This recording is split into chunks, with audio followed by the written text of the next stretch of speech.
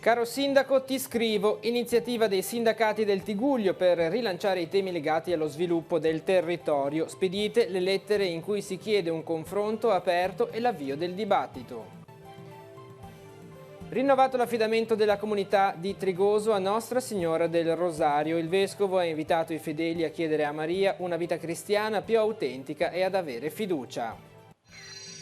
A 100 anni dalla nascita, Genova ricorda Don Gaspare Canepa, ideatore e fondatore del Movimento Ragazzi di Monteleco. Venerdì a Palazzo Ducale a Genova testimonianze sul suo messaggio educativo. Aperte le iscrizioni ai corsi di tecnico multimediale ed elettricista di bordo nella sede di Lavagna dell'Accademia Mercantile. Nelle passate edizioni il tasso di occupazione è stato di oltre l'80%. Per donare il sangue occorre essere in forma. L'Avis è tra i promotori della terza edizione di Chiavari Cammina Pedala Gioca che si svolgerà a maggio 2020. Questa sera speciale Si può dare di più. Si è svolto al Maria Luigia di Chiavari il secondo memorial Pippo Sanguinetti. Gli uomini dei Ruinà hanno ricordato lo storico presidente del gruppo con un triangolare di calcio giovanile. Buonasera ai telespettatori di Tigullio oggi. Una lettera personalizzata per ciascun sindaco del Tigullio per rilanciare il dibattito e avanzare proposte per lo sviluppo dell'intero territorio. È quella che i sindacati, CGIL, CISL e UIL, hanno inviato al momento ad una dozzina di amministratori locali. L'obiettivo dell'iniziativa è quello di fare da stimolo per una crescita complessiva che deve passare per alcuni temi chiave. Vediamo quali.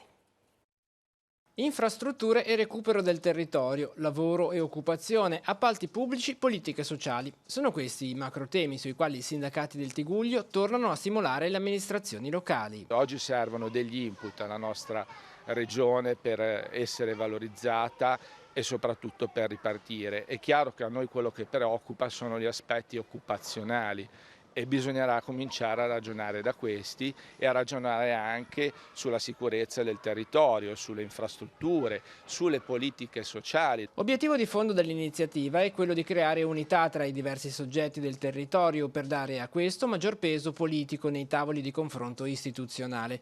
Le lettere, al momento una dozzina, quelle recapitate ad altrettanti comuni del Tigullio, indicano sia i temi di sviluppo generali che accomunano tutto il territorio, sia quelli specifici per ciascun ambito. Di qui dunque l'attenzione focalizzata sul tunnel per la Val Fontana Buona, sui progetti per la colmata mare a Chiavari, sulla destagionalizzazione del turismo per le amministrazioni del Tigullio occidentale. Una voce particolare, soprattutto per l'entroterra, è stata riservata al recupero del territorio. Nei comuni qua dell'entroterra e anche nel Rivieraschi ci sono ettari e ettari di territorio abbandonato. Si tratta di vedere se con la volontà politica e ovviamente mettendo anche risorse si possa promuovere del lavoro per recuperare tutto questo territorio abbandonato. Evitare le gare impostate sul principio del massimo ribasso e rispettare il costo del lavoro per evitare irregolarità sono invece le richieste dei sindacati per il capitolo degli appalti pubblici. E come ultima voce della lettera, ma per questo non meno importante, quella legata alle politiche sociali, a sostegno di giovani, famiglie e anziani. Migliorare e armonizzare alcuni strumenti, ad esempio relativi all'ISEE, che possa agevolare l'accesso delle famiglie o comunque dei soggetti che hanno bisogno a una rete di servizi e anche il potenziamento di alcuni servizi. Pensiamo agli asili nido, che in un territorio dove non c'è una grande natalità come il nostro, però questa esigenza ci è stata rappresentata più volte e riteniamo che vada accolta e attenzionata particolarmente. E tra i temi rilanciati dai sindacati abbiamo sentito c'è quello del turismo ed è un impegno che cresce anno dopo anno, quello della Liguria. Alla TTG di Rimini, la manifestazione italiana di riferimento per la promozione del turismo in Italia e nel mondo. La Regione e l'Agenzia di Promozione Turistica in Liguria sono presenti con uno stand da 240 metri quadrati, un anno fa erano 140 i metri quadrati, 30 operatori, l'anno scorso 19, con altrettante postazioni e un calendario di appuntamenti molto fitto di incontri. TTG oggi è l'unica fiera in Italia che permette alle imprese di incontrare le aziende più qualificate nella commercializzazione del prodotto turistico nazionale e internazionale. Nell'ultima edizione è stata registrata la presenza di 73.821 operatori professionali e 2.850 espositori. E sempre in tema di turismo, un accordo di collaborazione è stato firmato a Rapallo tra l'Unione Albergatori del Levante e la Federazione Mediatori Immobiliari di Genova. Al centro del documento il contrasto all'abusivismo delle case vacanza, ma anche la messa in campo di azioni per regolamentare un settore in forte sviluppo. Le due realtà chiedono il coinvolgimento delle amministrazioni comunali per far ripartire un dialogo e trovare soluzioni concrete ai diversi problemi sul tavolo, come già hanno fatto altre regioni e città italiane. I temi diocesani adesso. Tra le comunità parrocchiali che venerano con particolare devozione Nostra Signora del Rosario c'è anche quella di Santa Sabina di Trigoso a Sestri Levante.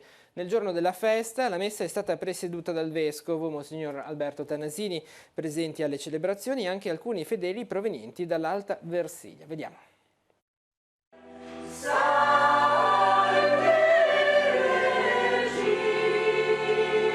Vivere e recitare la preghiera del Rosario. Al cuore dei festeggiamenti nella comunità di Santa Sabina di Trigoso sta proprio questa pratica ancora diffusa. Nel borgo, arroccato alle pendici della strada per il Passo del Bracco, ogni anno si rinnovano con solennità le celebrazioni per Nostra Signora del Rosario. La preghiera è uno strumento per affrontare anche le difficoltà del momento attuale con fiducia e speranza. In questi tempi della Chiesa, che anche il Papa appunto sente la fatica e la Chiesa forse ha bisogno di sostegno, di preghiera, il Rosario, la Madonna del Rosario è sempre stata, come dire, la preghiera che ha salvato, potremmo dire, la Chiesa. Nella messa del mattino il vescovo Alberto Tanasini ha spiegato l'origine di questa preghiera legata ad uno dei momenti di difficoltà vissuti dalla Chiesa nell'Alto Medioevo. Quale preghiera poteva aiutare l'impegno di conversione se non quella del Rosario, che attraverso Maria fa contemplare i misteri di Cristo e la sua redenzione. Da qui una consegna particolare del vescovo per la comunità di Trigoso. Chiediamo a Maria, attraverso il Rosario, di desiderare profondamente una vita cristiana più autentica. Secondo, abbiamo fiducia.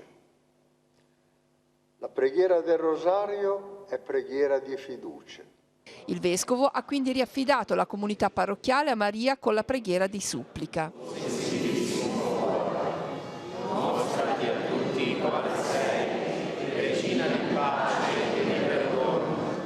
Le celebrazioni sono state caratterizzate dalla partecipazione di alcuni fedeli dell'unità pastorale dell'Alta Versilia, in particolare della frazione di Farnocchia nel comune di Stazzema, che ha contraccambiato così la visita ricevuta dai trigosani nel mese di luglio. È un contraccambiare, al di là della retorica, gioioso, perché è bello scoprire realtà nuove, è bello rincontrare i tappeti della pace. È bello vedere un'altra comunità che alla preghiera nostra si riunisce e fa festa. Sì. E al gemellaggio tra le comunità di Trigoso e Farnocchia e all'iniziativa dei tappeti della pace, abbiamo sentito, sarà dedicato un servizio dei telegiornali nei prossimi giorni. Il consultorio diocesano compie 35 anni, il centro consulenza La Famiglia, attivo dal 1984 nella sede di via Botti 2 a Chiavari. In questi anni ha cercato di dare sostegno e fare attività di accompagnamento per famiglie e singoli in difficoltà. In occasione del traguardo raggiunto, il consultorio ha invitato una serata di riflessione sul tema le relazioni familiari in una società aperta ad un futuro ancora non scritto, che si terrà giovedì nella sala Ghio-Schifini della Società Economica di Chiavari a partire dalle 20:45. Interverranno Francesco Belletti, direttore del CISF di Milano, il dottor Daniele Pavese e la dottoressa Nicoletta Cinotti, entrambi psicologi, psicoterapeuti. Don Gaspare Canepa è un sacerdote genovese di cui quest'anno ricorre il centenario della nascita. Il sacerdote è ricordato da generazioni e generazioni di genovesi che sono passati attraverso l'esperienza di Monteleco e del movimento Ragazzi. Il messaggio educativo di Don Canepa è sempre attuale. Sentiamo perché.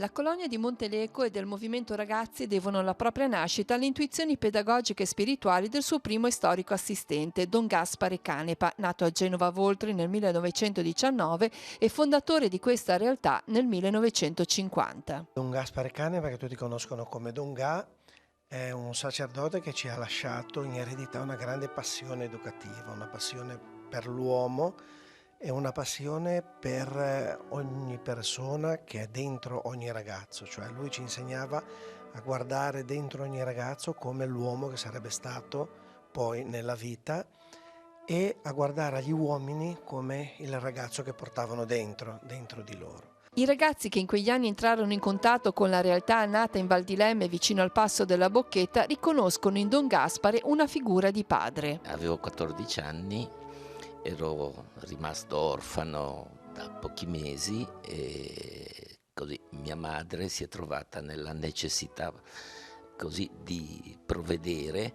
Abitavamo a Pegli e io dovevo sparire l'estate perché dovevo affittare la mia camera ai bagnanti di Pegli. Il primo incontro è stato proprio questo, di questo prete che mi ha accolto in questa località magica che era Monteleco e lì ho trovato veramente la figura paterna che in quel momento mi mancava moltissimo. In quel luogo intere generazioni di giovani fecero esperienza di gioia, di fede e anche di vita vissuta attraverso la Repubblica dei Ragazzi. Infonderla dei ragazzi attraverso il gioco, attraverso l'animazione, attraverso il fatto di renderli protagonisti loro. Infatti la Libera Repubblica dei Ragazzi era gestita proprio dai ragazzi. Era così strutturata, c'era il governatore, c'erano i ministri, il banchiere, noi battevamo moneta nostra, i lecchini cosiddetti. La giornata si concludeva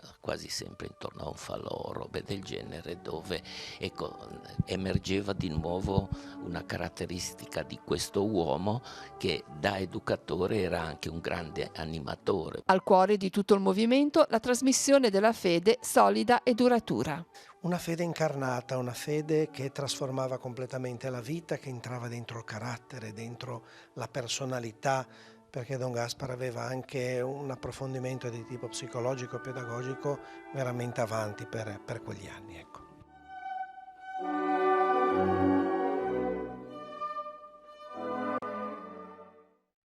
Il venerdì prossimo, 11 ottobre, alle 16:30 a Palazzo Ducale a Genova verranno portate diverse testimonianze su Don Gaspare Canepa nel corso dell'incontro dal titolo «Quali ragazzi lasceremo al nostro futuro? Le sfide educative di oggi». Voltiamo pagina, novità in vista per l'applicazione della Tari. A partire dal 2020 le amministrazioni dovranno calcolare la tariffa in base a nuovi parametri. Per aggiornare i responsabili degli uffici comunali su questi cambiamenti si è svolto a Chiavari un momento di formazione che ha visto la partecipazione di un centinaio di persone. Sentiamo. Il 2020 porterà delle novità per quanto riguarda la Tari, la tassa sul servizio di raccolta dei rifiuti, che punta su una maggiore chiarezza per i cittadini e un'omogeneità tra i territori. Ad essere interessato sarà il calcolo delle tariffe, la cui definizione vedrà l'applicazione di un nuovo metodo elaborato dall'ARERA, l'autorità di regolazione per le energie, reti e ambiente. Delle nuove linee di indirizzo dovranno tener conto i gestori e i comuni nella definizione di piani finanziari per il 2020. La tabella di marcia prevede la pubblicazione del metodo tariffario entro la fine di questo mese, così da fornire agli enti locali gli elementi necessari a includerne i principi già dalle tariffe in fase di approvazione per il prossimo anno. Ci sarà una modifica dei criteri di considerazione dei costi che devono essere coperti con la tariffa, perché la regola della Tari è che il costo del servizio deve essere coperto con il gettito del tributo, ovviamente ripartito in base alle regole stabilite dalla legge. Quindi ci sarà una rimodulazione dei sistemi di determinazione dei costi per tener conto di queste nuove indicazioni che verranno. I cittadini già ora sanno che il pagamento della Tari porterà che l'ultima rata sarà richiesta dopo il 1° dicembre e l'ultima rata sarà un conguaglio delle rate precedenti rispetto alle tariffe dell'anno 2020 I nuovi obblighi di trasparenza dettati dall'autorità interessano tutti i rapporti con il cittadino, dai contenuti dei siti internet alla fatturazione ai pagamenti. Le novità, alcune delle quali ancora in fase di definizione, interessano l'operato degli impiegati e dei funzionari in forza agli uffici comunali. Per un loro aggiornamento si è svolto a Chiavari un seminario formativo che ha visto la partecipazione di oltre un centinaio di impiegati, alcuni provenienti anche da fuori regione. Arrivano anche dalla vicina Toscana e dal vicino Piemonte, arrivano da Acquiterme. Vedo che sono numerosi, avevamo 109 iscritti, le presenze sono veramente forti perché anche la Liguria, proprio per la sua conformazione, quando un collega arriva da Ventimiglia oppure arriva dalla Spezia, è un sintomo di riconoscere la necessità della formazione. Ha preso il via il servizio sperimentale di raccolta porta a porta della frazione di San Massimo a Rapallo. Restiamo in tema, sono stati installati i nuovi contenitori stradali per i rifiuti organici che si apriranno grazie ad una tessera elettronica personale.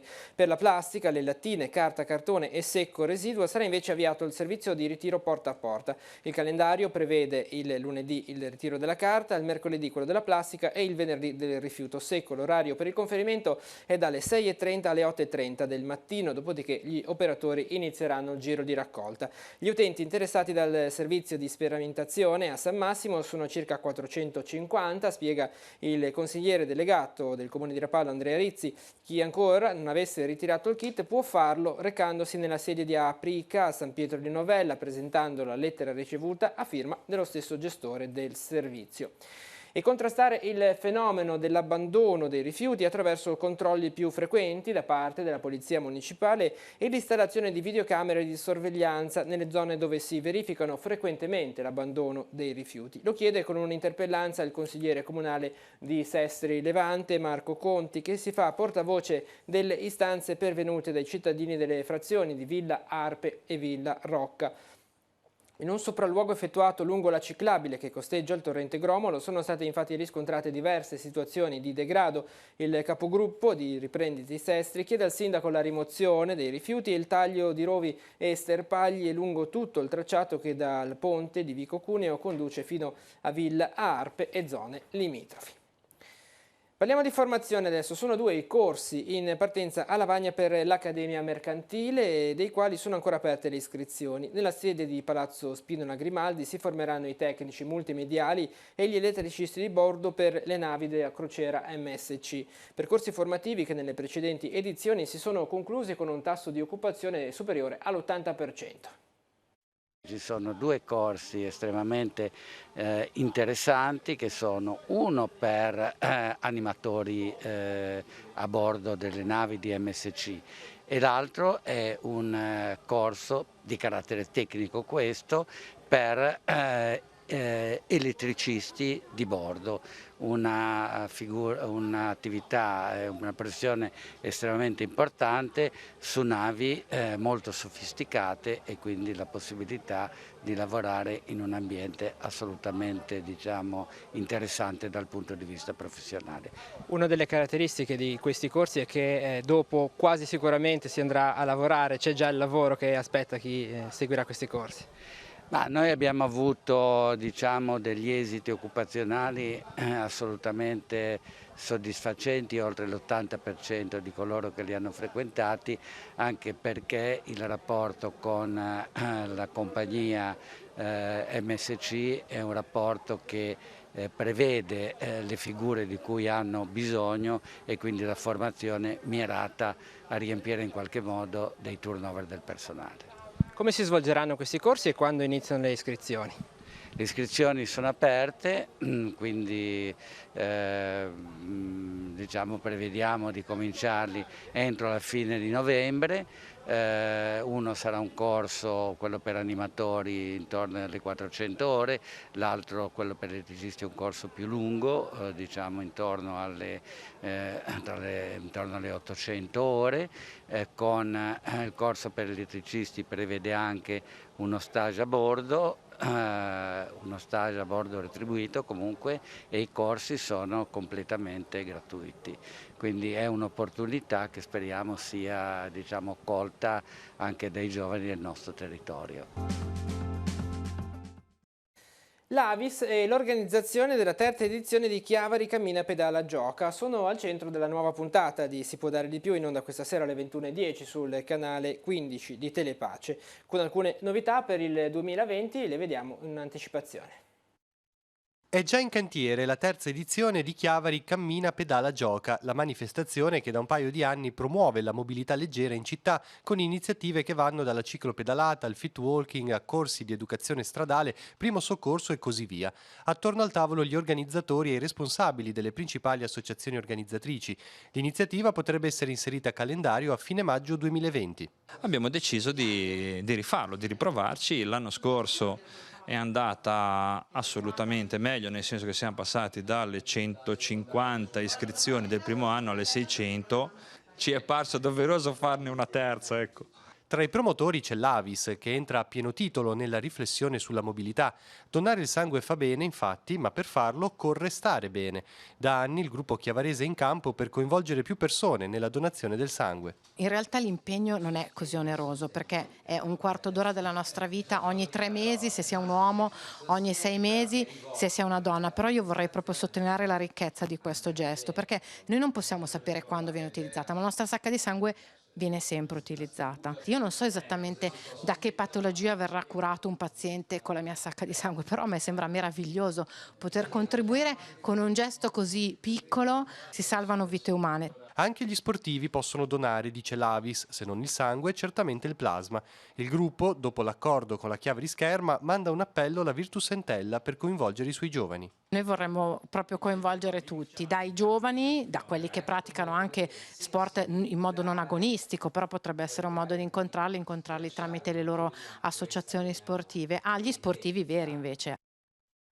E siamo così entrati nella pagina dello sport. È andato in scena al Maria Luigia di Chiavari il secondo memorial Pippo Sanguinetti, allievo e amico del villaggio del ragazzo, è stato per anni presidente del gruppo Omide Ruinà. In sua memoria si è svolto un torneo di calcio giovanile. Vediamo.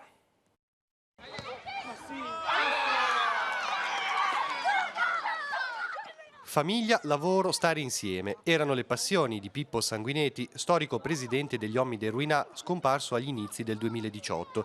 Gli stessi valori visti al secondo memorial a lui dedicato, promosso dal gruppo al Maria Luigia di Chiavari. Coinvolti in un triangolare di calcio i giovanissimi di 3 squadre del territorio. Il villaggio, che ha vinto il torneo, secondo posto per il San Pier di Canne, terzo il Rupinaro Sport. Una classifica però che non conta, perché come sempre a vincere sono stati lo sport, la partecipazione amichevole, l'amicizia, il ricordo di Pippo Sanguinetti. Sarebbe sicuramente contento vedendo tutti questi ragazzini. Sì, non è mai stato un gran sportivo, però ha sempre amato lo sport, credo, e quindi è un'iniziativa che lo ricorda proprio bene. Oggi è bello ricordarlo, no? Assolutamente sì, bello. E grazie al gruppo Pino Solari, perché papà ci era affezionato tantissimo e è bello così. I nipoti seguono lo sport? Sì, sono tutti impegnati in varie attività, in varie discipline, più sportivi del nonno, ma col cuore del nonno. Ve ne parlava a voi del gruppo Pino Solari? Non ce n'era bisogno perché era il gruppo Pino Solari, quindi era parte integrante della persona. Per voi ricordare tanti anni di vita insieme, di cose fatte insieme? Sempre, è una cosa molto bella ricordare un grande amico che ci ha lasciato e pensiamo che in questo modo di ricordarlo con affetto, come sempre. E lo sport aiuta in queste cose? Lo sport aiuta particolarmente i ragazzi che è una scuola di vita e quindi credo che sia bello condividere con loro una giornata insieme. E si è svolta a Sesto e Levante la 39esima edizione dei campionati italiani di Safari Photosub. Decine di atleti che hanno partecipato provenienti da tutta Italia. Le 3 giornate di gara si sono svolte regolarmente nonostante le pessime condizioni del mare. Il campionato per società è stato vinto dalla squadra del centro subacqueo Alto Tirreno. Simone Marrassini del club subacqueo Sesto Levante ha invece vinto il titolo di campione italiano nella categoria apnea compatte, bissando il successo ottenuto nella edizione del 2016 svoltasi a Bonassola.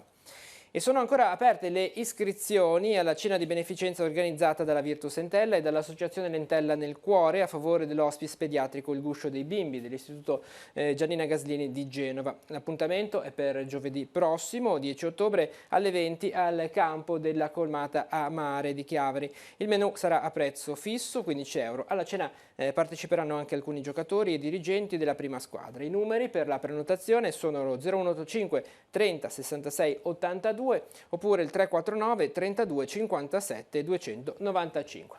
Uno sguardo adesso all'agenda degli appuntamenti per la giornata di domani.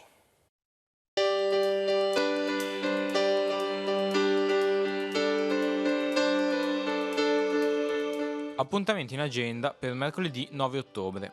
Apertura alle visite del Museo Archeologico di Chiavari in via Costa Aguta dalle 9 alle 14. Vernice di fondo, la mostra di Eugenio Feresin, è visitabile dalle 9 alle 12 e dalle 15 alle 19 nello spazio espositivo Casoni in piazza San Giovanni a Chiavari. Dalle 10 alle 12 è aperto alle visite il Museo Diocesano di Arte Sacra, sito in piazza Nostra Signora dell'Orto a Chiavari. Su richiesta sono organizzate visite guidate per gruppi. Il progetto espositivo Donum di Ester Pasqualoni è visitabile nella chiesa di San Nicolò di Capodimonte a Camogli, dalle 10 alle 13 e dalle 16 alle 18. Apertura alle visite anche del Museo del Merletto di Villa Tigulia Rapallo, dalle 14 alle 18. Come ogni mercoledì, appuntamento con il laboratorio di teatro per bambini Arteando, dalle 16.45 alle 19.30 nell'auditorium della Filarmonica di Chiavari, in largo Pessagno. Proseguono sempre a Chiavari i corsi di cultura con la lezione di storia dell'arte Orozco, Siqueiros, Rivera, i tre muralisti e la politica sociale, tenuta da Roberto Altman, in via delle Vecchie Mura 1 dalle 15 alle 18.30.